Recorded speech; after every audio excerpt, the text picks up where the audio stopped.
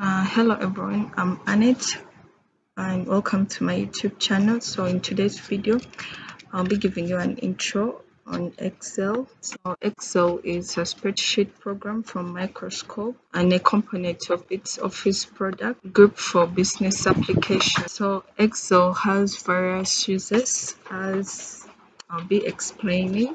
So you can use Excel for business verification, for performance reporting, for data analysis, for office administration, and so on and so forth. And so besides that, you have what we call Excel terminology and components, and I'll be naming them, and we are going to get I'll be naming them, and I'll get to explain them in my next video. We have what we call some of the terminologies. You have cell, you have active cell reference, workbook, you have worksheet, you have formula, we have formula bar, autofill, and we have pivot table.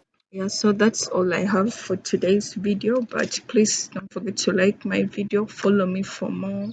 Yeah, so follow me for more videos on Excel so you can get more information, since I'll be explaining everything into details in my next video. So thank you everyone for watching. Till next time, bye bye.